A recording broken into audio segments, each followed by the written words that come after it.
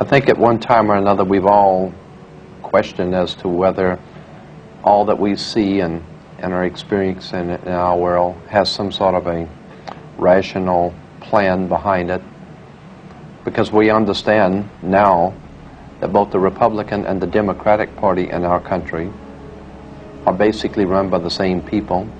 The same money finances both sides.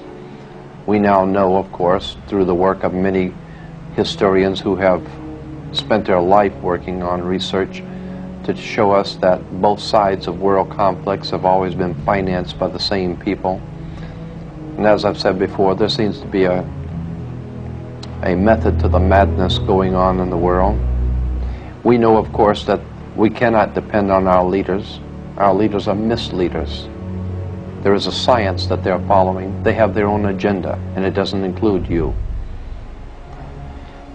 When we understand that, then we look at universities and schools, government-financed institutions of education, and see the kind of students and the kind of education that's being turned out by these government-financed schools. Logic will tell you that if what is being turned out in those schools was not in accord with what the state and the federal government wanted, then it would change it. The bottom line is that the government is getting what they have ordered. They're getting what they have paid for.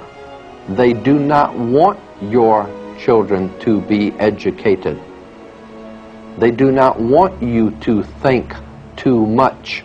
That is why our country and our world has become so proliferated with entertainments, mass media, game shows, television shows, amusement parks, drugs, alcohol, and every kind of entertainment to keep the human mind entertained, so that you don't get in the way of important people by doing too much thinking.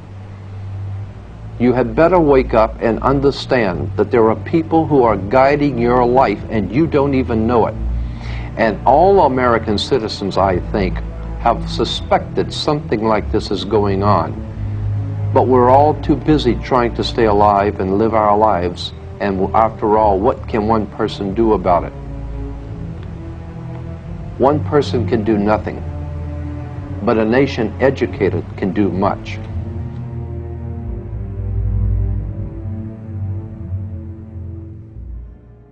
Those who would not want to hear this are in denial. But as a teacher, I'm asking only to hear what I have to say.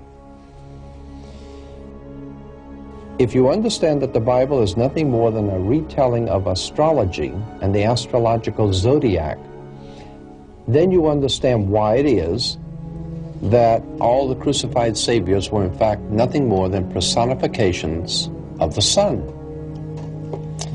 And of course that list goes on indefinitely back into ancient history.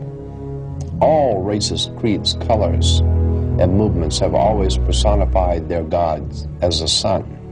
You should always be aware of any authority, institution, government, church, religion. Anyone who is in position of any authority that tells you that you should not read something in particular, or you should not look at a set of facts or a particular book, because usually anyone in authority who doesn't want you to read something in particular must have something to hide. Because the intellectual mind of the human being cannot grow if it is not allowed to look at all of the facts. We are told by Christianity that we're not to have anything to do with astrology, because that is evil and of the devil. Until we begin to look at the Old Testament with an academic eye, and not being swayed by religious conviction, but let's look at the actual Old Testament in the language that it was written in. And we're going to find that the Old Testament, like the New Testament, is nothing more than the entire story of the zodiac.